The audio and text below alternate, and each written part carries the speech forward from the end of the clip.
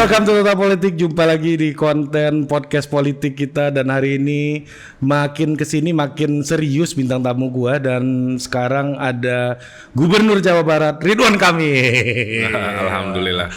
Terima kasih Kang sudah bergabung Kang di tengah kesibukan. Kalau anak muda ngomongin politik berarti harapan besar buat masa depan. Iya, kita juga ngarep gantiin Kang Emil suatu hari nanti.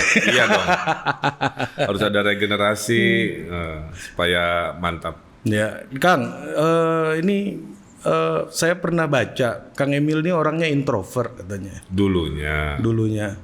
Terus apa yang membuat Kang Emil mau jadi pejabat gitu? Karena pejabat ini kan harus ketemu banyak orang kita kan.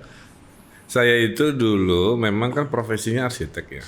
Kalau arsitek itu memang lebih banyak kontemplatif kan gitu ya. Cari ide, gagasan. Jadi interaksinya nggak terlalu banyak.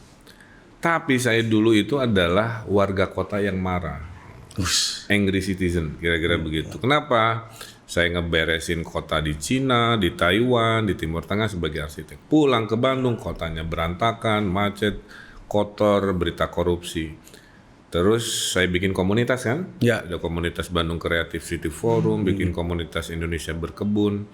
Puncaknya saya ngasih ide ke wali kota yang lama bagaimana menata di kolong jembatan lah kira-kira. Udah gratis, keren, nggak digubris.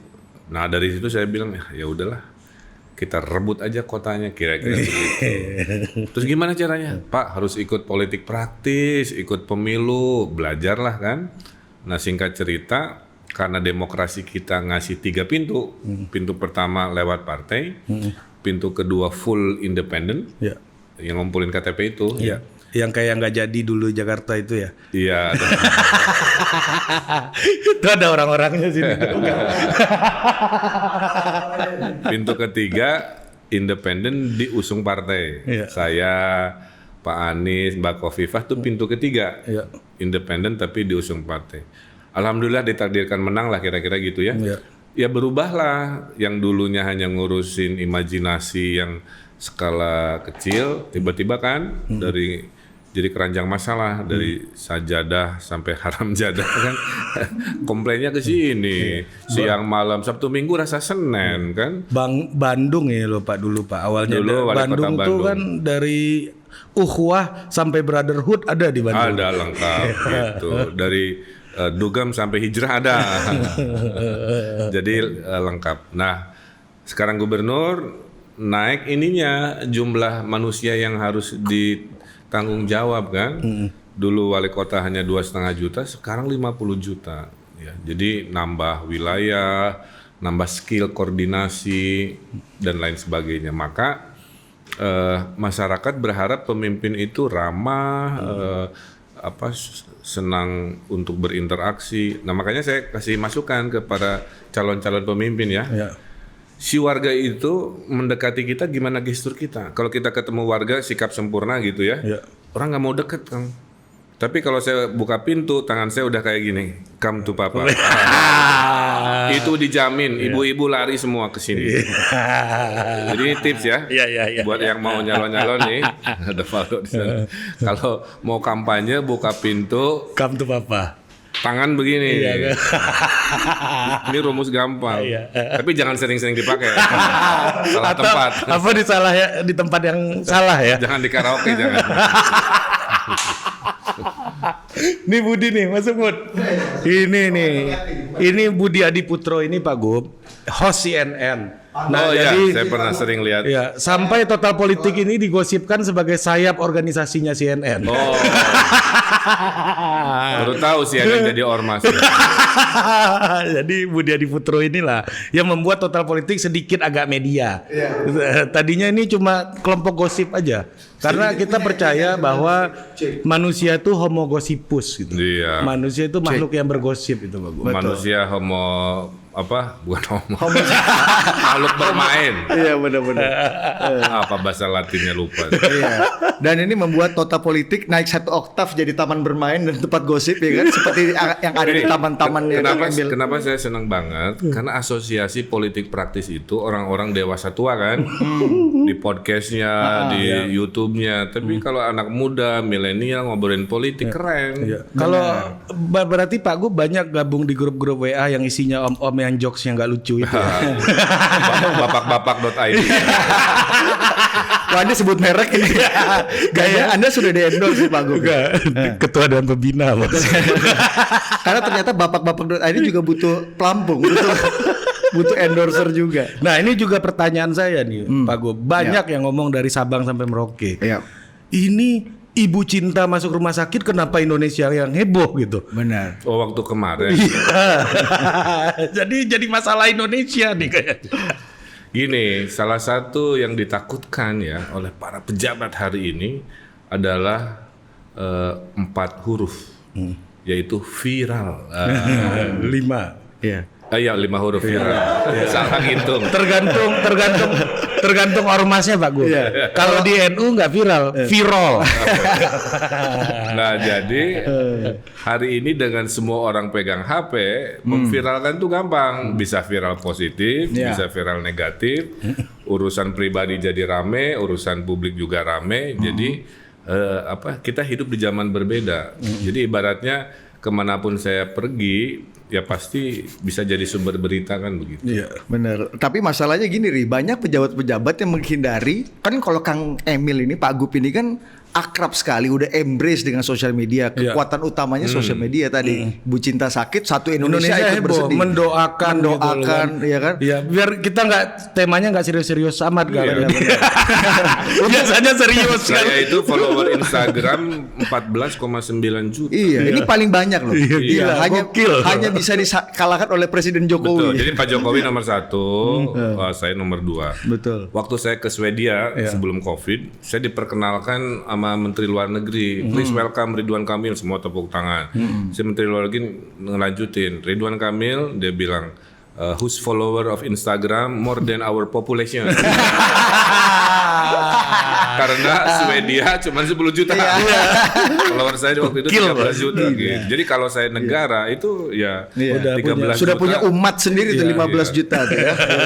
Makanya sekarang kan I don't have media but social media. Jadi si 14 juta follower saya ibarat Ridwan Kamil News ibaratnya kan, berarti kan dia nunggu pagi apa dong postingannya, siang apa kan, makanya di media sosial saya bagi-bagi ngeposting agenda nih. Saya tadi bagi-bagi minyak goreng murah, Operasi pasar lah ya. mengklarifikasi tudingan, situ edukasi kan, copy paste atau repost gitu, dan sedikit receh gitu. Tapi entah kenapa tiap posting receh jauh lebih banyak dibanding posting itu saya ingat waktu di Bandung dari hah ke sah gitu.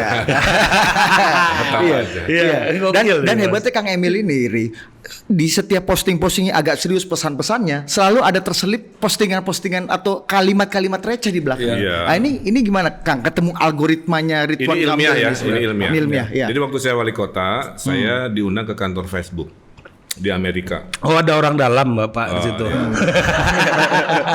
Menang itu 2 cara, pemain titipan orang Thailand atau orang dalam. Nah, waktu di kantor Facebook saya datang udah dibuka big data saya. Dibelajeti dong Ridwan Kamil. Followernya dari mana. Simpulannya gini, Pak Ridwan, lihat. Kalau pejabat di Indonesia posting serius, interaksi sedikit kata Facebook. Kalau pejabat negara posting personal life agak humor-humor, interaksi tinggi. Saya testingan dengan 2 cara. Cara pertama waktu wali kota ya. Hei warga Bandung, kita mau Piala Adipura, janganlah buang sampah pada tempatnya. Buanglah mantan. Pakai kalimat itu yang komen 50. Oh iya, gue inget banget tuh. Buanglah mantan pada temannya. Saya hapus kan. Saya hapus buanglah sampah pada tempatnya menjadi buanglah mantan pada temennya. yang komen naik 5.000 dari 50. Iya, tetap pesannya ada supaya nggak buang sampah. Tapi ada mantan-mantan ini kan. Jadi kedua Jadi postingan medsos itu tentang kesetiaan. Nggak penting isinya.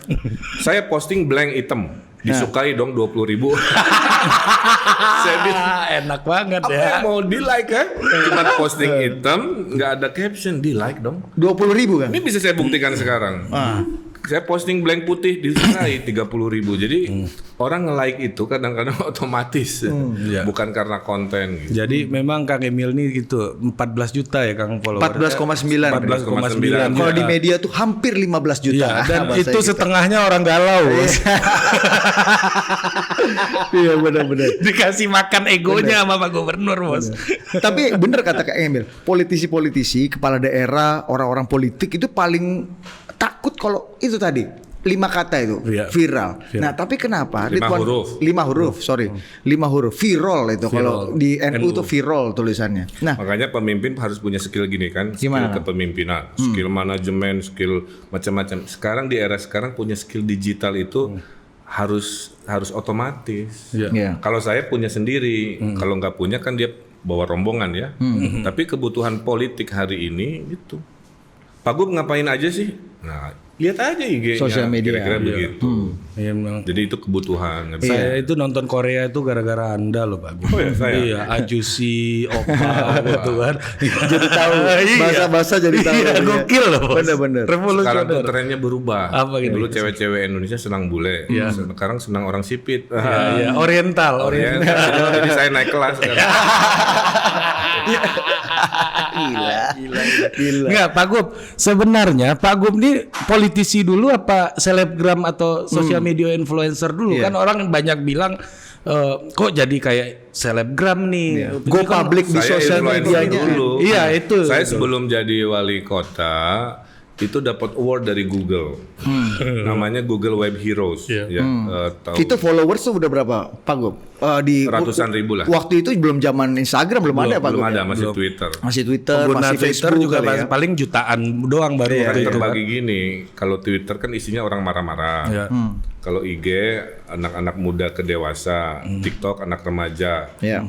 bapak-bapak, mama di Facebook. Itu urutannya begitu.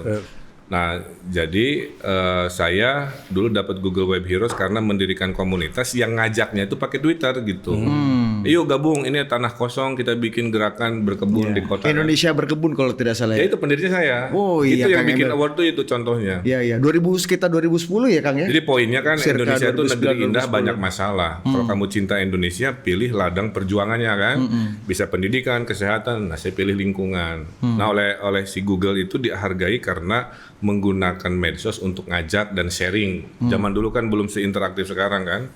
Nah, jadi saya aktif itu dulu. Memang gokil. Menjadi politisi itu setelah marah tadi. Iya. Setelah apa? Setelah marah. Ngasih ide ke kota Bandung. Udah keren gambarnya.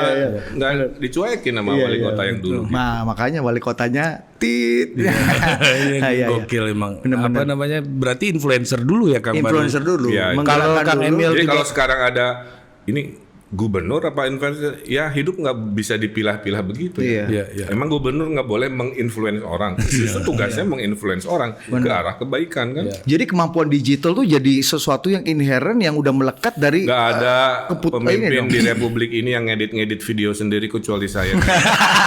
Milih-milih lagu. Oh berarti milih- Pak Ganjar itu yang edit timnya. Aduh, iya. Coba tanya ke Pak Ganjar. Pak, Total Politik lagi nyari editor.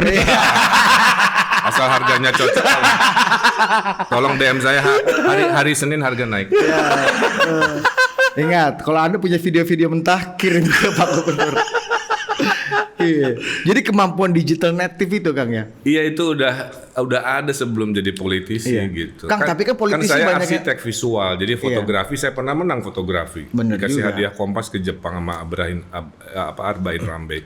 Fotografi senang, videografi. Makanya kemarin saya bikin yang terdalam itu. Iya, yang terjahil apa? Terjahil. Terjahil. 14,2 juta view. Itu rekor saya itu. bukan dari- Walaupun videonya agak abuse ya. itu kan aktor yang jatuh itu supir saya, es krim itu ajudan saya, semua diatur. Iya, bukan rakyat biasa. Bukan, nih. udah dibayar Sudah dibayar pemain-pemain cameo. Iya. Tapi kan banyak gini Kang, orang-orang politisi-politisi kepala daerah yang menghindari medsos karena takut dibully. Nah, Kang Emil nih justru malah embrace medsos kan. Gimana Kang Emil? Gini, ini kita bicara syariat ya, bicara agama dikit, mohon maaf.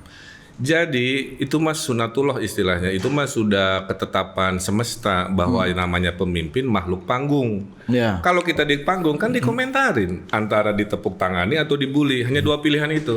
Pas tepuk tangan jangan terbang, pas dibully jangan patah, tumbang kan kira-kira begitu. Nah, cuman kita hidup di ekosistem netizen yang terjulid di ASEAN. Itu bedanya kan. Waktu pemilihan netizen terjulid itu dipilih Indonesia kan si Microsoft diserang oleh julid-julidnya itu. Jadi membuktikan memang kita terjulid di ASEAN. Jadi artinya gini, orang Indonesia itu hobi ngobrol, nggak hobi nulis. Ya. Jadi kalau orang Indonesia hobi ngobrol, pindahnya itu kan jadi chatting kira-kira begitu. Maka interaksinya itu nggak pernah mendalam. Nah akibatnya menurut saya nggak bisa mengkonstruksi beda pendapat itu, nggak ada argumennya, yang ada marah-marahnya. Itu yang hadir di medsos. Nah itu bukannya agak ini ya Kang, agak jebakan dan agak masalah juga kalau terlalu terjerembab dalam dunia engagement media sosial gitu. Dan Kang Emil kan mau menyeburkan diri ke situ Kang. Nah ini kan problem lagi nih sebenarnya yang akhirnya Akang hadapi dan Akang bisa berenang-renang sampai 14,9 juta. Itu kalau dimonetisasi itu bisa dapat berapa tuh sebulan tuh Rik? Saya bisa 100 juta sebulan. Endorse ya Kang ya? Iya, saya pensiun itu ada dua profesinya. Satu jadi endorser 100 juta sebulan. Terus kedua selfie ekonomi. Kalau ke Bandung kan ada hantu-hantu tuh, foto 5.000. Saya cukup jadi saya, foto dengan saya 5.000, udah lebih banyak dari hantu-hantu itu. Kayaknya lebih gede daripada gaji gubernur. Iya benar-benar. Lanjutkan. Nah jadi skill itu tidak dibekali kepada setiap orang di pemilihan gubernur, wali kota. Gitu. Sebenarnya nggak ada masalah asal dia punya timnya. Karena apa? Rakyat perlu tahu dan mudah mengakses pemimpinnya. Nah, contoh ya, inovasi dibentuk dari medsos. Gimana Kang? Pak, tolongin saya, nggak bisa bayar rumah sakit. Saya bilang, CC ajudan, tolong bantu. Pak, ijazah nggak bisa ditebus. Pak, ada kecelakaan. Nah, kalau komplain 1-2 mah bisa saya handle kan. Ini kan ratusan kan. Maka gara-gara curhatan warga saya bentuk namanya Jabar Quick Response. Relawan saya kumpulin, tugasnya nyeken komen-komen follower saya. Tiap ada masalah kemanusiaan butuh apa, kamu 1 kali 24 jam harus respon. Objeknya cuma sosial medianya Pak Gubernur? Jawa Barat, tapi mayoritas kan di saya. Itu contoh ya. Yang komen, yang mengeluh, yang apa bahwa gitu kan, komen itu saya baca. Cuma kan nggak bisa saya balas semua kan gitu. Jadi warga itu kan sekarang forum curhat di medsos, di follow up ada oleh sistem gitu. Nah itu tugas saya.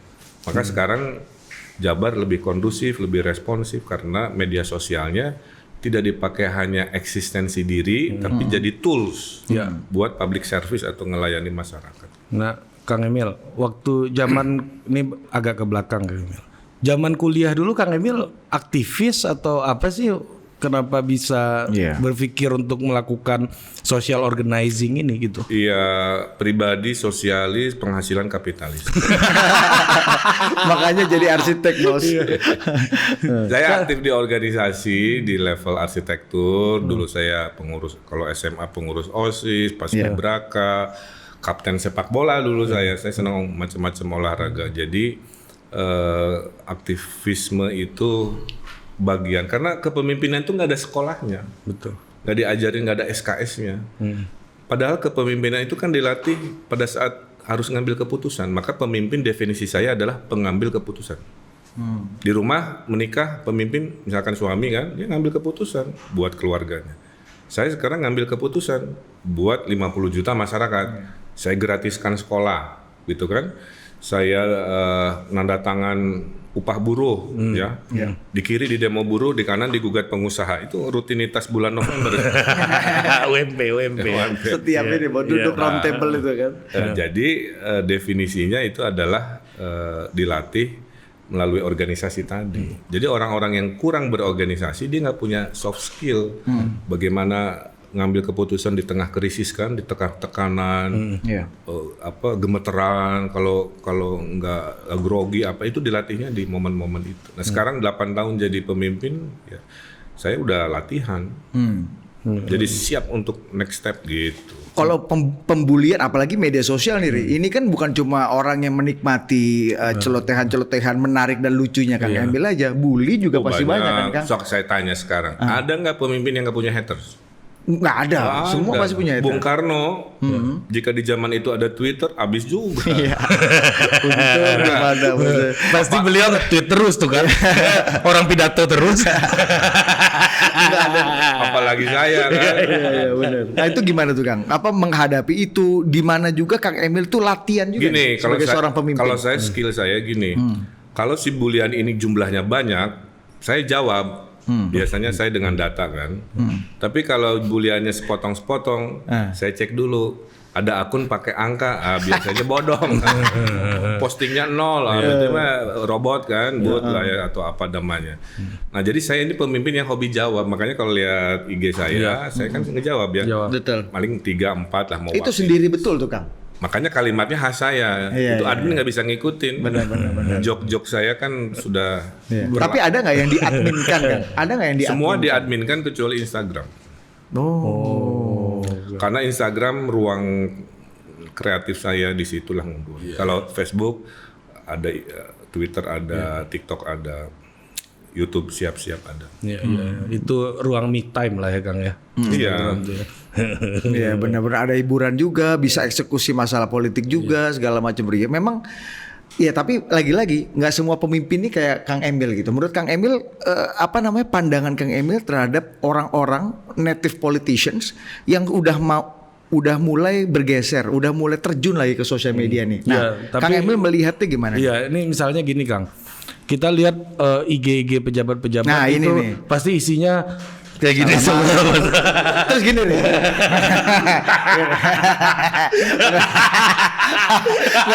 Nggak ada akun kami udah lihat gitu bos. Gimana perasaan Anda Pak Gubernur? Ngelihat kok gua udah bikin standar masih ada manusia-manusia kayak gini. Dan politisi-politisi itu bilang, oh saya udah masuk IG loh, saya udah masuk medsos loh, ya kan? Nah, gimana kan? Makanya saya kalau selfie saya lihat kalau cowok gayanya gini paling aman. Kalau dia perempuan saya pasti. Tapi kalau laki-laki saya nggak mungkin gini. Nah jadi kayak mading kan. Jadi intinya gini, menurut saya kritikannya ya. Kita ini harus berkomunikasi sesuai audiens kita. Kalau audiens kita anak generasi Z, Gen Z, ya kita harus punya vocabulary yang sama dengan omongan dia. Kayak kita ketemu anak Jaksel kan, which is fine. Kita ambil lesson learn-nya saja, jangan sampai burn out. Kira-kira begitu kali. Kalau mau nginap di hotel bukan check in Kang, tapi staycation. Kalau lihat saya, family goal. Itu Jakarta Selatan.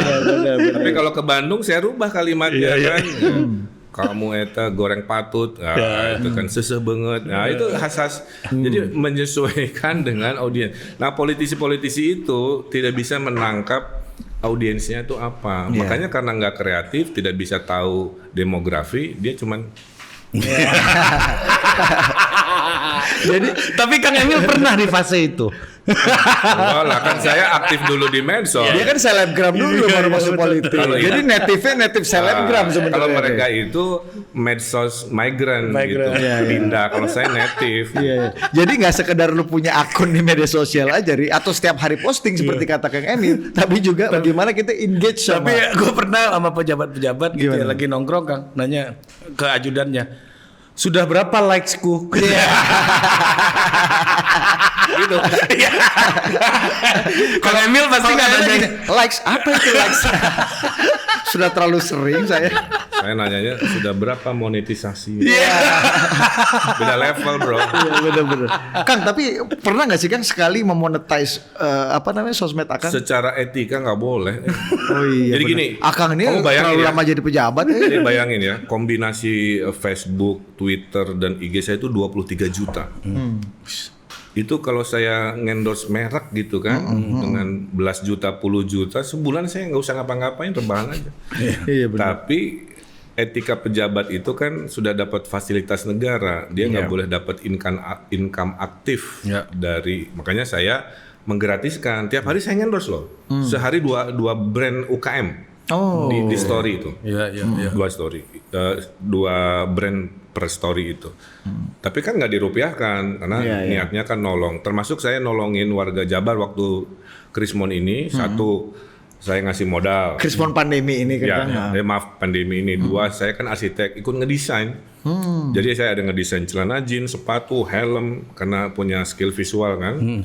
Yang ketiganya, nama saya boleh dipakai. Maka jangan kaget kalau di Depok ada jual aqua galon Ridwan Kamil. Bukan bisnis saya. Itu warga Depok minta izin ke saya. Tukang cukur Kang Emil. Itu boleh kan? Boleh dipakai ya. Sate tusuk di Tasik Kang Emil ada. Jadi oh gitu. Kita juga bisa nih. syaratnya minta izin aja. Iya benar. Asal jangan bisnis yang secara syariat tidak. Dia mau bilang esek-esek nggak berani Mas. Iya nggak boleh. Iya, biar dialihkan ke saya Kang. Bener. Ini native sosial media. Tapi gini Kang, dia kan bener ya. Orang-orang tuh sekarang politisi hampir semua punya medsos. Tapi memang gayanya masih kayak gini dan kita tahu betul di kalimat-kalimatnya. Sama ini Kang, biasanya template-nya foto ngasih plakat biasanya. Iya.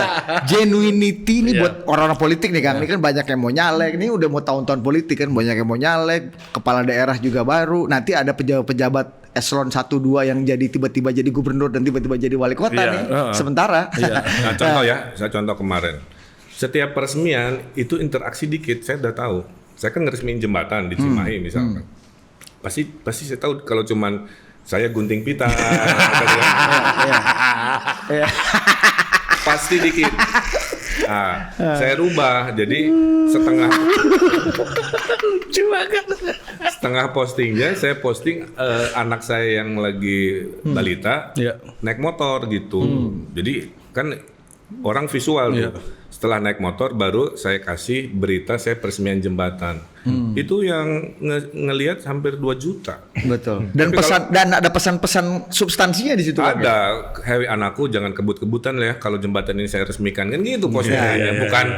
Bukan gubernur meresmikan jembatan di Jalan Anu itu pasti komen dikit. Kang, seberapa besar dan seberapa efektif formula Ridwan Kamil ini? Kan akhirnya semua politisi kepala daerah pengen jadi Ridwan Kamil, pengen jadi Jokowi.